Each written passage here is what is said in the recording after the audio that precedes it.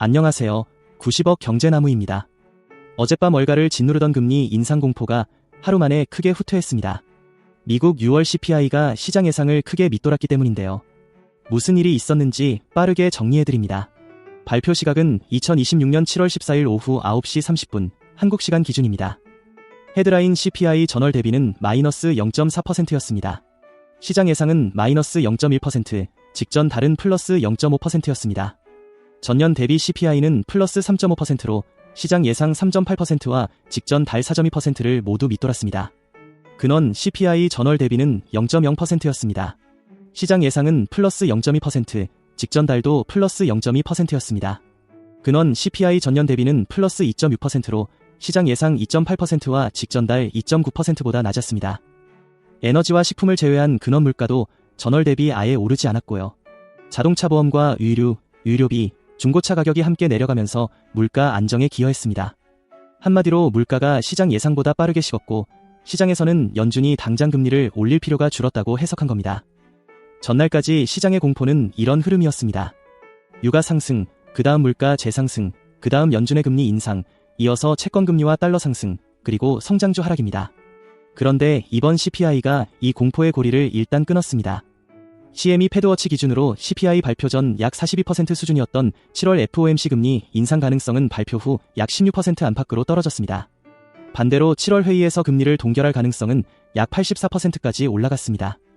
다만 CPI가 낮아진 핵심 원인 가운데 하나가 6월 에너지 가격 하락이었다는 점은 반드시 봐야 합니다. 6월 에너지 가격은 전월 대비 5.7% 하락했고 특히 휘발유 가격은 9.7% 내려갔습니다.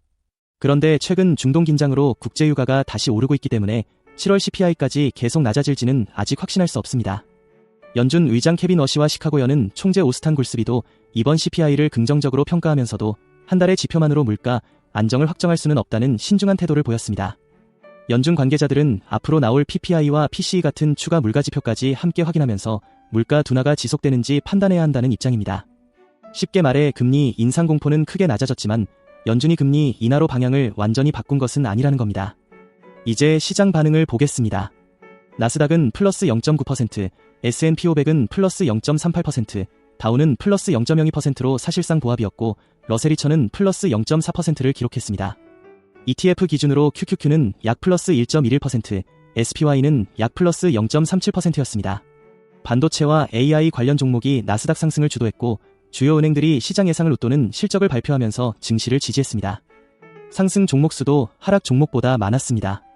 뉴욕 증권거래소에서는 상승 종목이 하락 종목보다 약 1.78배 많았고 나스닥에서도 상승 종목 수가 하락 종목 수를 앞섰습니다.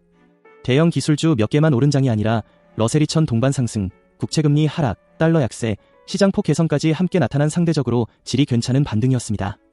나스닥과 성장주는 근원 CPI가 전월 대비 오르지 않았고 국채금리가 내려가면서 미래 이익에 적용되는 할인율 부담이 완화됐습니다. 성장주에는 분명 긍정적인 변화입니다. 하지만 나스닥이 이미 높은 가격대에 올라와 있는 만큼 이번 반등이 하루짜리 반응으로 끝나는지 아니면 이틀 이상 이어지는지 확인하는 편이 안전합니다. S&P 500은 물가 안정과 은행 실적 호조가 함께 작용했습니다. 기술주뿐만 아니라 금융주와 소형주도 일부 상승에 동참했다는 점은 긍정적입니다. 반대로 방어주는 상대적인 매력이 다소 약해졌습니다. 물가 불안과 금리 인상 우려가 낮아지면서 일부 자금이 방어주보다 성장주와 경기민감주로 이동했기 때문입니다. 이제 금과 은을 보겠습니다. 금 ETF인 GLD는 약 플러스 1.37%, 은 ETF인 SLV는 약 플러스 1.92%를 기록했습니다. 은이 금보다 강하게 올랐지만 은은 원래 금보다 변동성이 훨씬 큰 자산입니다. 따라서 하루 상승만으로 새로운 상승 추세가 시작됐다고 단정하기보다는 이후 가격 흐름과 거래량이 함께 유지되는지 확인해야 합니다. 달러는 UUP 기준 약 마이너스 0.39%, WSJ 달러 지수 기준 약 마이너스 0.35%로 약세를 보였습니다. 물가가 예상보다 낮게 나오면서 연준의 금리 인상 가능성이 줄었고 이것이 달러 약세로 이어진 겁니다.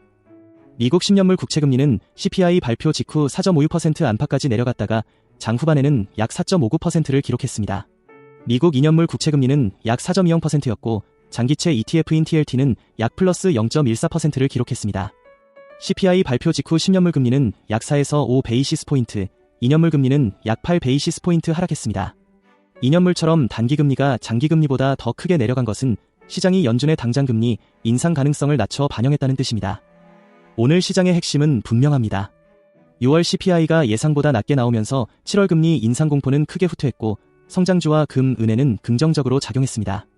하지만 이번 물가 하락에는 에너지 가격 급락의 영향이 컸고 최근 국제유가가 다시 오르고 있다는 점은 다음 CPI의 위험 요인입니다.